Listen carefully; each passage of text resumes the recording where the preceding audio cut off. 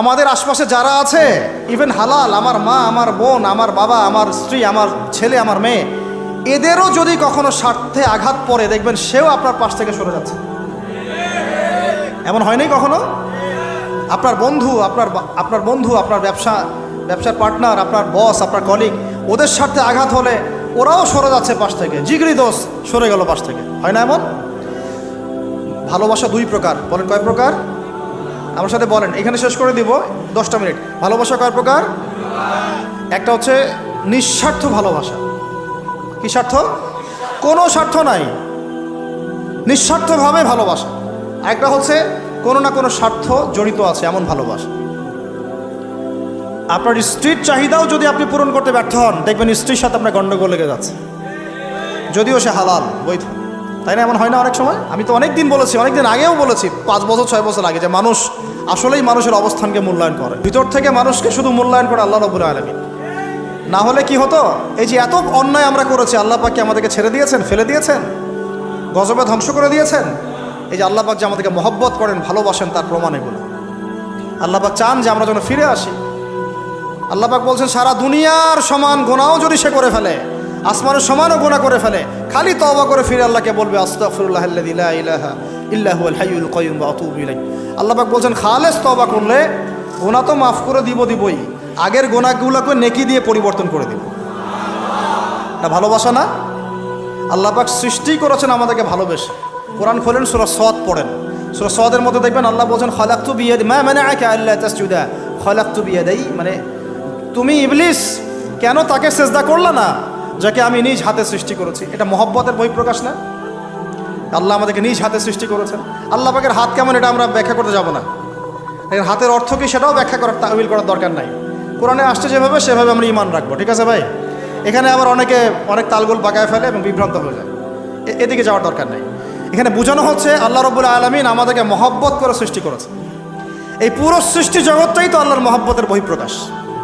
সব কিছু এত নিপুণভাবে চলতেছে, এটা মহব্বতের বহিঃপ্রকাশ না?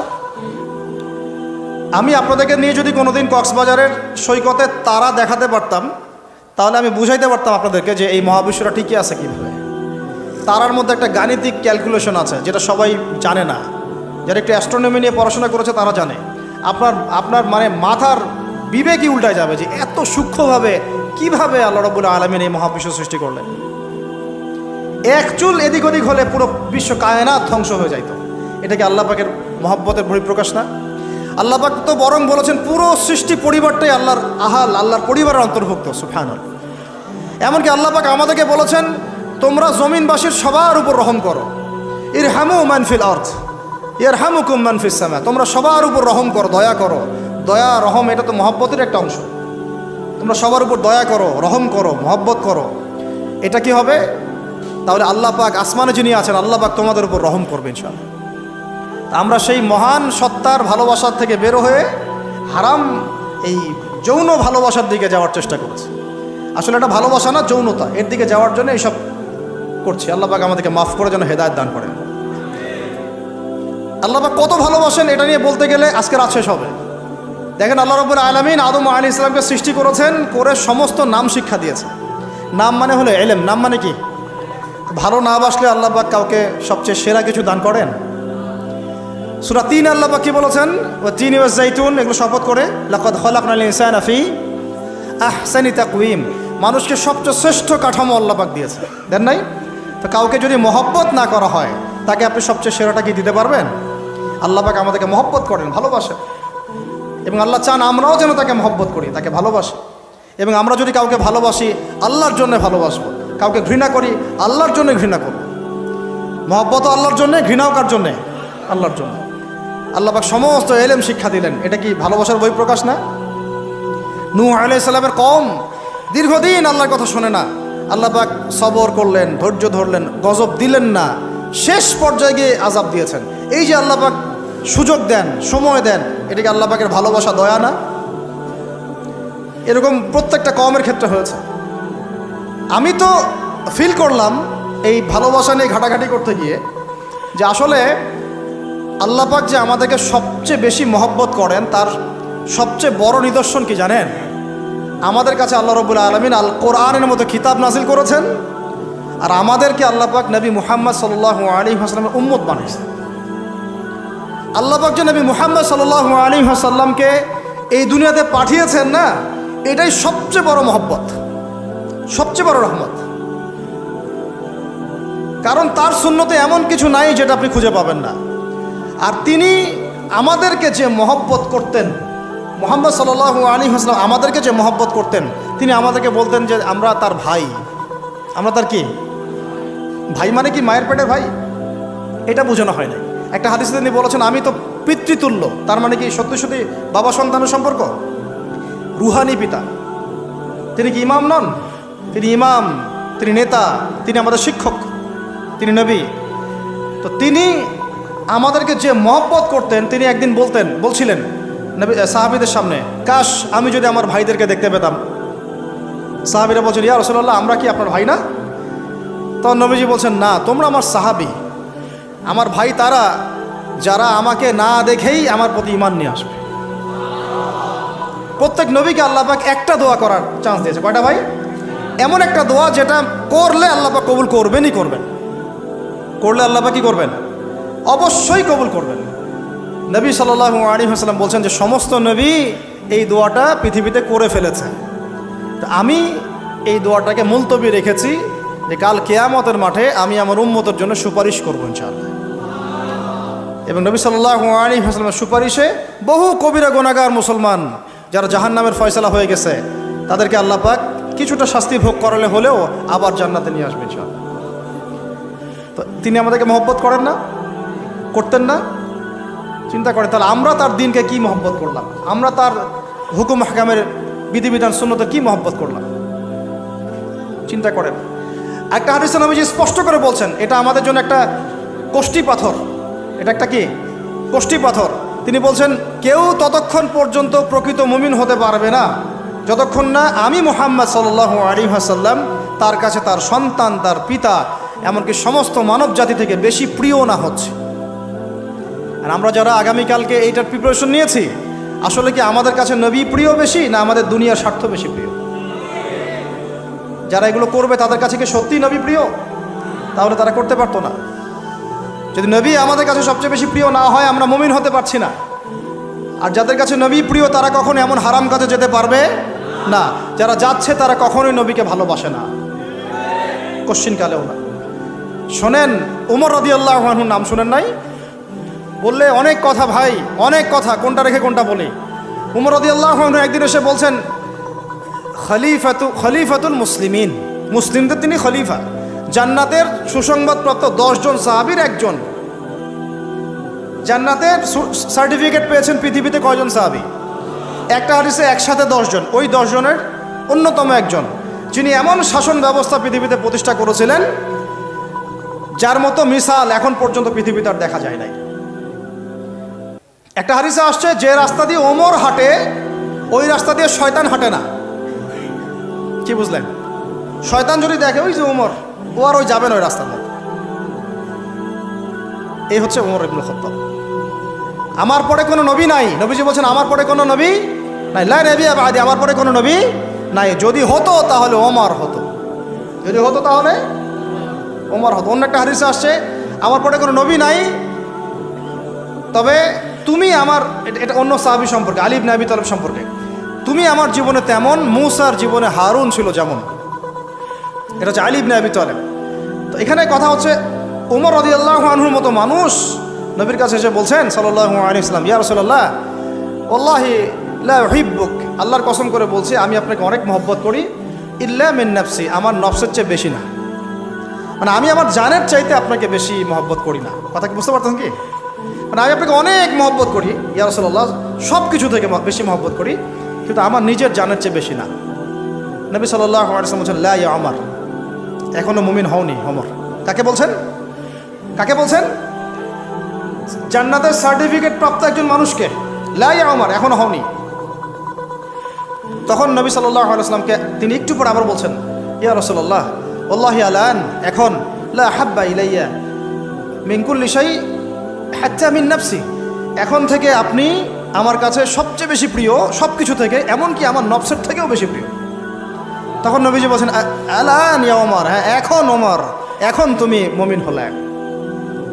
তাহলে যারা আমরা নবীর সুন্নতের খেলাফ এইসব অপসংস্কৃতি, নোংরামি, জেনা, ব্যভিচার, কনসার্ট, নাটক, সিনেমা, পরকিয়া, এইসব তথাকথিত ভালোবাসা দিবস, এই জেনা দিবসগুলো পালন করছি, আমরা কি আসলেই নবীকে ভালোবাসি?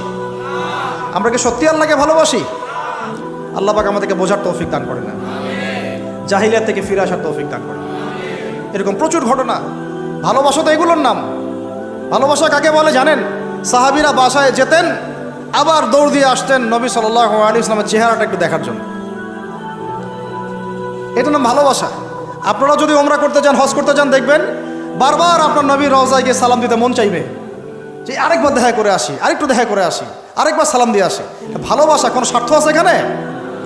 নবী সাল্লাল্লাহু আলাইহি ওয়াসাল্লাম কি আমাদের কাছে কোনো স্বার্থ দাবি করেছেন? আল্লাহ করেছেন। এগুলো ভালোবাসা।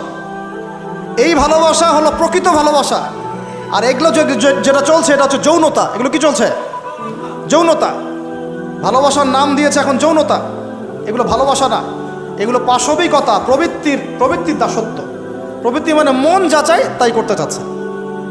আপনার মন চাইছে একটা মেয়ের সাথে রাত কাটাবেন, এটাকে আপনি ভালোবাসা নাম দিলেন, কিন্তু এটা হচ্ছে ভালোবাসা না, এটা কি প্রবৃত্তি, পশুত্ব, দাসত্ব, পশুত্বের দাসত্ব করছেন।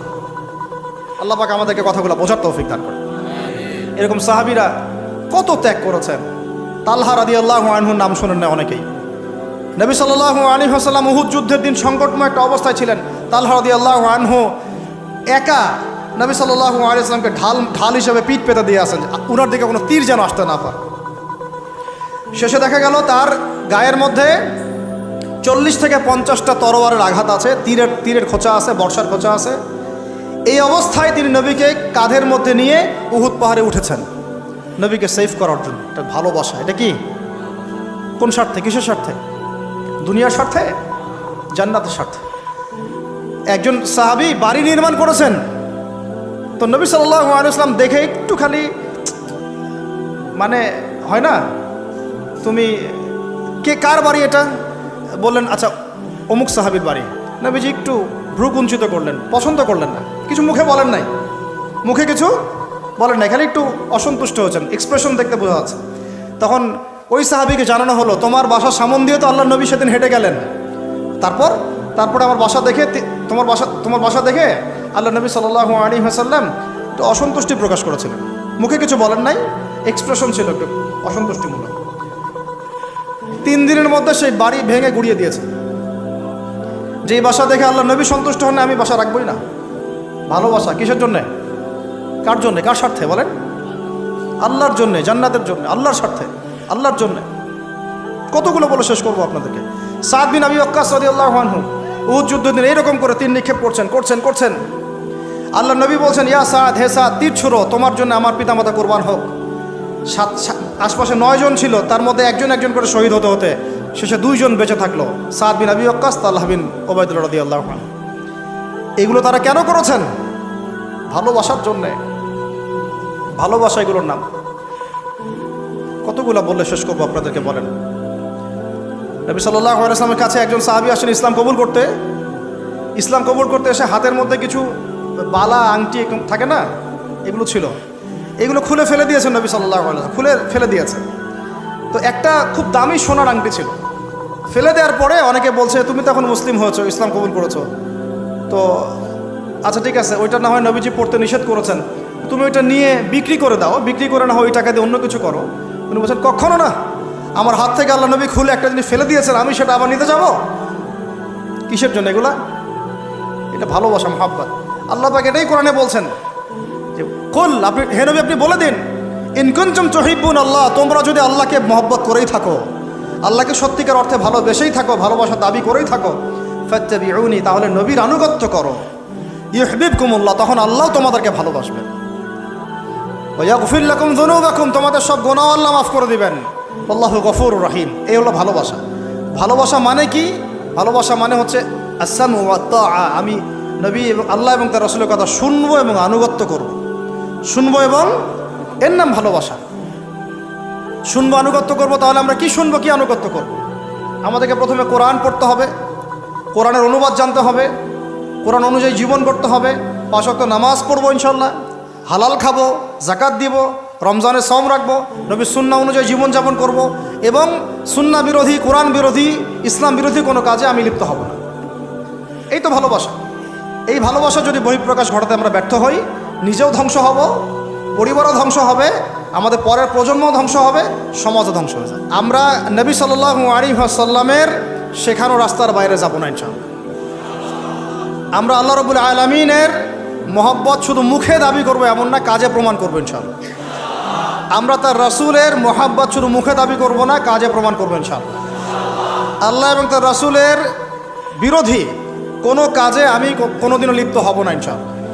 আমাদের ইয়াংদের মূল প্রবলেম এটা, একটা সামনে কিছু দেখলেই দৌড় দেওয়া শুরু করো, আর দাঁড়াও রে ভাই, দেখো এটা কার, কোত্থেকে আসছে, এর সাথে আমাদের কোনো সম্পর্ক আছে কিনা, এটা আমাদের সংস্কৃতি কিনা, এটা করলে আল্লাহ আবার আমাকে ধরবে কিনা, রাসূল আবার আমার উপর রাগ হবে কিনা কিয়ামতের মাঠে, আমার আমল নামে আবার গোনা জমাবে কিনা, এগুলো হিসাব আমি কেমন করে দিব, এগুলো চিন্তা করতে হবে না?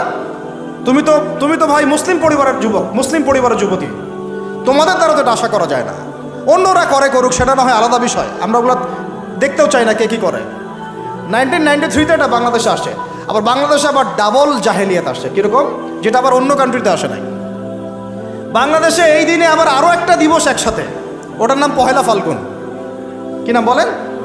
এই দুইটা মিলে এখন উদযাপন হবে কালকে থেকে। তো এই উদযাপন করতে আপনাদের সাগর পারে সব ভিড় জমায় ফেলছে, হোটেল সব বুকড, 3 গুণ 4 গুণ ভাড়া। মাশাআল্লাহ, আপনারাও তো যারা হোটেল মালিক আছেন এই সুযোগ লুফে নিচ্ছেন। হ্যাঁ, ব্যবসা বেশি হবে, তারপরে খাওয়া দাওয়ার হোটেলের প্রাইস বেশি হবে। শোনেন, একটা হারামকে কেন্দ্র করে যা কিছু অর্জন করবেন সব হারাম। একটা হারামকে কেন্দ্র করে যা কিছু অর্জন করবেন আপনি সবই হারাম। বরং এখন আপনার বলা উচিত ছিল, ইমানদার হলে আমার হোটেল আজকে বন্ধ, আমি এই দিবস উপলক্ষে ভাড়া দিই না। সাগরের সামনে তারা এগুলো করতেছে, সাগরের এক একটা ঢেউ এটা সাক্ষী থাকতেছে। এই সাগরের এক একটা ঢেউ, যে ঢেউ আল্লাহর হুকুমে আসে, আল্লাহর হুকুমে চলে। আপনি ইমানদার মানুষ, আল্লাহর বান্দা, আল্লাহর মুমিন বান্দা, আপনার জন্য আল্লাহ সাগরের তলদেশে অসংখ্য নিয়ামত রিজিক দিয়ে দিয়েছেন, আমাদের জন্য দিয়েছেন, ওকে আমাদের অনুগত করে দিয়েছেন। দাঁড়ান আপনি তার সামনে, ও বিনয়ের সাথে আপনার পা ধুয়ে দিবে। সাগর বিনয়ের সাথে আপনার কি করবে? পা ধুয়ে দিবে। আর এই সাগরকে আল্লাহ যদি কোনোদিন বলেন এইখানে এরকম এই অশ্লীলতা হয়েছে, বেহায়াপনা হয়েছে, জেনা হয়েছে, ব্যভিচার হয়েছে, সমকামিতা হয়েছে, এই সাগর তুমি এই সমস্ত এলাকাবাসীকে ধ্বংস করে দাও, কি করবেন সেদিন? ঠেকাতে পারবেন? আমি কারোকে সন্তুষ্ট করার জন্য কথা বলছি না, আর কারো অসন্তুষ্টির পরও আমি করছি না। যেটা হক সেটা আমাকে বলতে হবে, কারণ যদি আমি না বলি ওই গজব আসলে আমি সদ্য ধ্বংস হয়ে যাব। আল্লাহ পাক চাইলে এক দিনের মধ্যে এমন সুনামি দিতে পারেন, পুরা কক্সবাজার কেন বাংলাদেশ পানির তলে চলে যেতে পারে।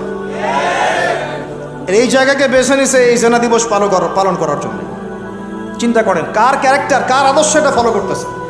আল্লাহ পাক কোরআনে বলেছেন, লাকাদ কানা লাকুম ফি রাসূলিল্লাহি উসওয়াতুন হাসানা, তোমাদের মধ্যে আল্লাহর নবী মুহাম্মদ সাল্লাল্লাহু আলাইহি ওয়াসাল্লামের মধ্যেই আছে সর্বোত্তম আদর্শ। আর এই দিবস পালনের মধ্য দিয়ে আপনারা ওই সেন্ট ভ্যালেন্টাইন্স ওর আদর্শ ফলো করতেছেন। নাউযুবিল্লাহ। হাদিসে নবীজি বলছেন, আল মারউ মা'a মান আহাব, যে যাকে ভালোবাসবে। অন্য হাদিসে আসছে যে কম যার সাদৃশ্য অনুসরণ করবে তার সাথেই তার হাসর হবে। তাহলে আপনারা তার সাথে হাসরের প্রিপারেশন নিতে থাকেন। কার সাথে হাসর করতে চান? চিন্তা করা যায়। আনাস রাদিয়াল্লাহু আনহু বলতেন যে আমি আল্লাহর নবীকে ভালোবাসি, আমি আবু বকরকে ভালোবাসি, আমি ওমরকে ভালোবাসি রাদিয়াল্লাহু আনহুম আজমাইন। যদিও আমার আমল তাদের মতো নয়, তারপরে আমি আশা করি এই ভালোবাসার খাতিরে আল্লাহ তাদের সাথে আমাকে হাসর করাবেন। চিন্তা করা যায়। আজকে একটা হাদিস পড়ছিলাম যে কিয়ামতের মাঠে শহীদরা পর্যন্ত ঈর্ষান্বিত হবে, নবীরা ঈর্ষান্বিত হবে একদল মানুষকে দেখে, যে আল্লাহ পাক তাদেরকে নূর দিবেন, চেহারা আলোকিত হয়ে থাকবে। তারা শহীদ হয় নাই, তারা নবীও ছিল না, বরং তারা তাদেরকে দেখে ঈর্ষান্বিত হবে। আল্লাহ পাক বলবেন, এরা আমার সেই সব বান্দা যারা একে অপরকে মহব্বত করতো শুধু আমার সন্তুষ্টির জন্য। আর আমরা জেনাকে মহব্বত নাম দিয়েছি। এখন আমি এই জায়গাটা থেকে একটু ভিতরে যাই। দেখেন, 1993 সালে এটা চালু হওয়ার পর থেকে কি হলো, আসলে হলোটা কি দেখেন। হলো মানে কি, একটু মনোযোগ দাও আমার দিকে তোমরা ইয়াংরা। যখন এটা লাইসেন্স পেয়ে গেল, পৃষ্ঠপোষকতা পাচ্ছে, তখন আসলে হচ্ছেটা কি? একটা জিনিস লাইসেন্স ছিল না, পৃষ্ঠপোষকতা ছিল না, মানুষ অল্প কিছু মানুষ করতো, সেটা আলাদা বিষয়। আর যখন একটা বিষয়ে মানে আপনি ঢাকঢোল পিটায়ে উদযাপন করতেছেন, তখন এটা একটা কি পেয়ে যায়, একটা আনুষ্ঠানিকতা পেয়ে যায়, একটা লিগালাইজড হয়ে যায় জিনিসটা। মনে হয় যে ওটাই মনে হয় করণীয়, ওটা যারা করছে না ওরাই মনে হয় ব্যাকডেটেড, এমন হয়ে যায় বিষয়টা। হলো কি তারপরে হলো ছেলে মেয়েদের ফ্রি একটা মিক্সিং শুরু হয়ে গেল। ছেলে মেয়ে মানে আল্লাহ পাক যে বলেছেন যে তোমরা দৃষ্টি নিচু করো, এটা যে কোরআনে আছে যে একটা গায়রে মাহরামের দিকে চোখ পড়লে যদি খারাপ চিন্তা চলে আসে চোখটা কি করো, নিচু করো, ছেলে হোক মেয়ে হোক। এই আয়াত কোরআনেই পড়ে থাকলো, চক্ষু নিচু করো তো দূরের কথা, চোখে চোখ রেখে এখন কিস করতেছে মনে করেন বিষয়টা, তাই না? কথা কি বুঝতে পারেন? আল্লাহ পাক কোরআনে বলছেন, আমি শর্ট করে বলতেছি যাতে আপনাদের টাইমটাও মানে একটা ফ্যাক্ট, আপনারা বাসায় গিয়ে পড়ে দেখবেন। আল্লাহ পাক কোরআনে বলেছেন ওয়ালা তাকরাবা হাযিহিশ শাজারা, একটু বোঝার চেষ্টা করেন। এই কথাটা আল্লাহ পাক বলেছেন আমাদের পিতা এবং মাতাকে, আদম আলাইহিস সালাম এবং হাওয়া আলাইহিস সালামকে। দেখো তোমরা জান্নাতের সব জায়গায় ঘোরো, খাও, কোনো সমস্যা নাই। ওয়ালা তাকরাবা হাযিহিশ শাজারা, এই গাছে উঠবা না, কথাটা এমন না। এই গাছের পাতা ধরবা না, কথাটা এমন না। এই গাছের ফল টান দিও না, কথাটা এমন না। এই গাছের ছায়ায় বসিও না, কথাটা এমন না। আল্লাহ পাক বলছে ওয়ালা তাকরাবা, এই গাছের কাছেও, আরো জোরে বলেন, এই গাছের কাছেও যেও না। ফল খাওয়া তো দূরের কথা, গাছে উঠা তো দূরের কথা, গাছের নিচে বসা তো দূরের কথা, কাছেও সেম কথা আল্লাহ পাক সূরা বনী ইসরাঈলের মধ্যে বলছেন ওয়ালা তাকরাবুজ জিনা, তোমরা জেনার কাছেও।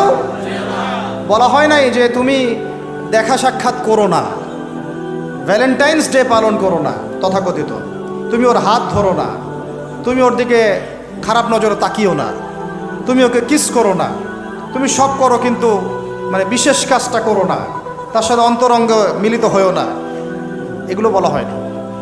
কি বলা হচ্ছে? ওর কাছেও। আর আমরা এখন কাছে যেও না আল্লাহ কোরআনে বলেছেন, আর সমাজ বলতেছে এটাই হলো কাছে আসার গল্প। এটা কি কাছে আসার? তাহলে কোরআন একদিকে যাচ্ছে, সুন্নাহ একদিকে যাচ্ছে, আপনার ইসলাম একদিকে যাচ্ছে, আল্লাহ একদিকে, রাসূল একদিকে, সমাজ। তাহলে নিঃসন্দেহে এই সমাজের উপর আল্লাহর বরকত নাজিল হবে, আল্লাহর রহমত আসবে। এটা বোঝার চেষ্টা করেন। এরপরে কি হলো 93 পর থেকে ফ্রি মিক্সিং বেড়ে গেল। এখন দিবস পালন, আপনি তো পরিবারের পিতামাতাও মেনে নিচ্ছে যে আরে এটা তো ছেলেমেয়েরা এখন করেই, সমস্যা কি? ফ্রি মিক্সিং বেড়ে গেল, ফ্রি মিক্সিং বাড়া মানে জেনা বাড়া, এখন অবৈধ সম্পর্ক বেড়ে গেল। কেউ এটাকে জেনা মনেই করবে না, জেনা হয়ে গেল সহজ, একদম সহজ। যেই জেনার কারণে সমাজে এমন মহামারী নেমে আসে, এমন রোগ নেমে আসে যেটা আগে কখনো ছিল না। কে টিকতে পারছে? ফেরাউন টিকতে পারছে? নমরুদ টিকতে পারছে? কে টিকতে পারছে পৃথিবীতে? আদ জাতি, সামুদ জাতি, কওমে নূহ, কওমে শুআয়ব, কে টিকতে পারছে? এখনকার নব্য যারা ফেরাউন, নব্য নমরুদ, নব্য আবু জাহেল, এরাও টিকতে পারবে? কোশ্চিন কালেও না। দেখেন তারপরে ফ্রি মিক্সিং বেড়ে গেল, প্রেমিক প্রেমিকা কপতি যুগল বিনিময়, যুগলবন্দি হচ্ছে। তারপরে জেনা বেড়ে গেল, পরকীয়াও বেড়ে গেল, জেনাও বেড়ে গেল, পরকীয়াও বেড়ে গেল। অথচ কোরআন বলছে জেনা করলে কোরআনের শাস্তি হচ্ছে 100 বেত্রাঘাত দিতে হবে। কতটা? আর ওইটা আপনি দিবস পালন করতেছেন এখন। আল্লাহ বলছেন এটা করলে 100 বেত্রাঘাত, আর 1 বছরের জন্যে ওই এলাকা থেকে নির্বাসন। এটা কোরআন বলছে, সূরা নূরের আয়াত 2 নম্বর 3 নম্বর আয়াত। এটা বলছে কোরআন, কথা বলছে এটা। আর সমাজ বলতেছে আসো কাছে আসার গল্প, আরও জেনা করো। আল্লাহ বলছেন কাছেও যেও না, আমি বলছি এটাই কাছে আসার গল্প। এরপরে বাড়লো পরকীয়া, এর সাথে আরও বিভিন্ন সিরিয়াল, হিন্দি সিরিয়াল, এইটা স্টার জলসা, জি বাংলা দেখে দেখে আমাদের একদম মাথাটা খারাপ হয়ে গেল আর কি। বাসায় বউ, বাইরে আরও 3-4টা, বাসায় স্বামী, বাইরে 3-4টা। এই সমস্যাটা রেয়ার না, অনেক বেশি ঘরে ঘরে ঢুকছে এটা এখন। এই হলো আমাদের অবস্থান। এরপর আমরা দাবি করতেছি আমরা মুসলমান, আমরা মানে মরার সাথে সাথেই জান্নাতে চলে যাবো। নাউযুবিল্লাহ, চিন্তা করা যায়? আমরা দাবি করতেছি আমরা মুহাম্মদ সাল্লাল্লাহু আলাইহি ওয়াসাল্লামের উম্মত, আমরা তার হাতে হাউজে কাউসারও চাই, তার সুপারিশও মানে প্রত্যাশা করি, আর পুরো জীবনটা উপর থেকে নিচ পর্যন্ত তার বিরুদ্ধাচরণ করে চালাচ্ছে। এটা আমাদের দেশে 1993 থেকে শুরু হলো। ভালোবাসা মানে কি? স্বার্থ ত্যাগ করে তার স্বার্থ দেখা, তাই না? সম্মান। ভালোবাসার ডেফিনেশন কি? ভালোবাসা মানে কি? আমি আমার ওয়াইফকে ভালোবাসি, তার মানে কি আমি তার ইজ্জতের জিম্মাদার, তার দিকে চোখ তুলে কেউ খারাপ চোখে তাকাতে পারবে না। ভালোবাসি আমি তাকে, সে আমার, আমি তাকে অন্যের সামনে শো করতে পারবো না, সে আমার। ভালোবাসা মানে আমি তাকে বিশ্বাস করি, আমি তাকে কি করি? বিশ্বাস করি, তার প্রতি আমার আত্মবিশ্বাস আছে, কনফিডেন্স আছে। ভালোবাসা মানে আমি তাকে সম্মান করি, আমি তার সম্মান বুঝবো। এরা ভালোবাসা সংজ্ঞা দিল, ভালোবাসা মানে হলো যৌনতা। ভালোবাসা মানে জাস্ট সেক্সুয়াল রিলেশনশিপ, আর কিচ্ছু না। এরা যদি একে অপরকে সত্যি ভালোবেসে থাকে, তাহলে আগামীকাল এদেরকে বলেন যে জেনা মুক্তভাবে বিয়ে করে ফেলো দেখি, এদের মধ্যে 80% এটা করবে না। কারণ তাহলে ভালো যদি এতই বাসো, তা হাতটা ধরিও না তুমি। আল্লাহ পাক হাত ধরতে নিষেধ করছেন। তুমি পরিবারের মাধ্যমে প্রস্তাব পাঠাও, মোহর ফিক্স করো, করে বিয়ে করো। ভালোবাসো যদি, তাহলে তাকে নিয়ে সন্তুষ্ট থাকো, তার সম্মানবোধ রক্ষা করো, তার দায়িত্ব নাও। তার কি নিবা? দায়িত্ব নাও। ভালোবাসার ডেফিনেশন চেঞ্জ করেছে এরা। একটা মেয়েকে ভালো তুমি যদি বেশেই থাকো ছেলেটাকে, তাহলে তুমি তার সাথে কিভাবে এভাবে হারাম জেনায় লিপ্ত হতে পারলা? তোমার তো বলা উচিত ছিল যে আমি একজন মুসলিম মেয়ে, আমি এসব জেনাতে যাব না। আমাকে যদি আপনি পছন্দ করেই থাকেন, আমার বাবার কাছে প্রস্তাব পাঠান। সিম্পল। এরপর পরিবারের মাধ্যমে আহাদ হবে, তারপরে আমরা আক্ত হবে, সেখানে আমাদের মোহর থাকবে, সাক্ষী থাকবে, আল্লাহর কালিমা সাক্ষী রেখে আমরা বিয়ে করে ফেলব। এইগুলোর মধ্য দিয়ে ভালোবাসার ডেফিনেশন চেঞ্জ করে দেওয়া হবে। ভালোবাসার মানে যেটা ছিল সম্মান, ওটার নাম হয়ে গেল এখন যৌনতা। যৌনতা ছাড়া কোনো কিছুতে তারা এখন বিশ্বাসী না। এই হোটেলে যে যৌনতাগুলো হবে, আপনারা প্রত্যেক মালিকের জিম্মাদার, বহন করতে হবে আপনাদেরকে।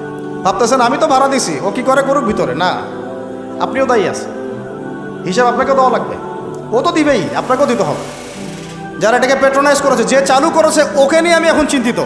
এগুলো স্টাডি করতে গিয়ে যেন নামটা আমার মাথায় আসছে, আমার মানে কলিজাটাই কাঁপা শুরু করছে। একটা জিনিস হচ্ছে, আপনি একটা খারাপ কাজ নিজে করেন, মনে করেন নাউজুবিল্লাহ এক ভাই নিজে সুদ খায়, এটা তার ব্যক্তিগত পাপ, ঠিক আছে? এক ভাই ব্যক্তিগতভাবে গান শুনছে, ব্যক্তিগত পাপ। এক ভাই ব্যক্তিগতভাবে হয়তো কেউ নাউজুবিল্লাহ জেনা করেই ফেলছে, এটা তার কি? ব্যক্তিগত পাপ। আল্লাহর কাছে ইস্তেগফার করবে, তওবা করবে, আল্লাহ চাইলে মাফ করে দিবেন, পাপ গোপন করে দিবেন ইনশাআল্লাহ, তাই তো? এটা একটা সুরত। একটা সুরত কি? আমি সুদ নিজে খাইছি, আরও লক্ষ কোটি মানুষকে খাওয়াইছি। আমি জেনা নাউজুবিল্লাহ সে নিজে করছে, অন্য আরও লাখ লাখ মানুষ, যুবক যুবতীকে জেনাতে উৎসাহিত করতেছে। নিজে গান শুনছে, মানুষকে শোনাচ্ছে, নিজের মৃত্যুর পরেও সেই গান বাজতেছে। এটা হচ্ছে গুনাহে জারিয়া। এটা কি? গুনাহে জারিয়া। তাহলে একটা গুনাহ নিয়ে আদম আলাইহিস সালাম যদি এত বছর কান্নাকাটি করেন, ইব্রাহিম আলাইহিস সালাম কিয়ামতের মাঠে যদি বলেন আমি পারবো না সুপারিশ করতে, নূহ আলাইহিস সালাম যদি বলেন আমি পারবো না সুপারিশ করতে, ঈসা ইবনে মারইয়াম, মুসা আলাইহিস সালাম তারা পর্যন্ত বলবেন আমি আজকে আল্লাহ পাকের সাথে কথা বলার সাহস রাখি না। আর এই যারা গুনাহে জারিয়া চালু করে দিল, এদের কি অবস্থা? আল্লাহ পাক আলহামদুলিল্লাহ আমাদেরকে এই জাহিলিয়াত থেকে বের হয়ে আসার তৌফিক দিয়েছেন। এই শুকরিয়াটা আমরা আদায় করে কিয়ামত পর্যন্ত শেষ করতে পারবো। আর আমাদের দায়িত্ব অন্য ভাইদেরকে ফেরানো, বোঝানো, শেখানো, জানানো। ইনশাআল্লাহ আল্লাহ চান তো এই প্রজন্ম ফিরে আসবে ইনশাআল্লাহ। এই কথাগুলো সবার কাছে প্রচার করবেন। সবচেয়ে বেশি ভালোবাসেন, মহব্বত করেন আমাদেরকে আমাদের রব। কে ভালোবাসে আমাদেরকে? আল্লাহ ছাড়া আসলে ভালোটা বাসেই বাকে। আমরা যে পবিত্র সম্পর্কের কথাও বললাম, এই যে স্বামী স্ত্রীর সম্পর্ক, স্বামী স্ত্রীর মধ্যে মহব্বত, পবিত্র সম্পর্ক, এটা হালাল, বৈধ। আল্লাহ পাক বৈধতা দিয়েছেন, কারণ আমাদের প্রবৃত্তির চাহিদা আছে। এই চাহিদা পূরণের জন্য আল্লাহ পাক আমাদেরকে হালালভাবে বিয়ে করতে বলেছেন। সমাজ বিয়েটাকে কঠিন করে ফেললো, আর জেনাটাকে সহজ করে ফেললো। বিয়ে কঠিন হয়ে গেল, এরা এখন বিয়ে করতে পারবে না চাইলে। বলেছি আমি, কোরআন একদিকে, সুন্নত একদিকে, ইসলাম একদিকে, সমাজ, এই সমাজের তাকদির খারাপ। এভাবেই নবী সাল্লাল্লাহু আলাইহি ওয়াসাল্লাম পেরেশান ছিলেন কিভাবে সমাজের মানুষকে ফেরানো যায়। আজকে আমরাও পেরেশান। আল্লাহ পাক সবার আগে আমাকে ইসলাহ দান করেন, আমার পরিবারকে দান করেন, আমাদের প্রত্যেক দিনই ভাই বোনকে দান করেন, এবং ইস্তেকামাত দান করেন। আল্লাহুম্মা সাব্বিতনা ওয়াজআলনা হাদিয়ান ওয়া মাহদিয়া।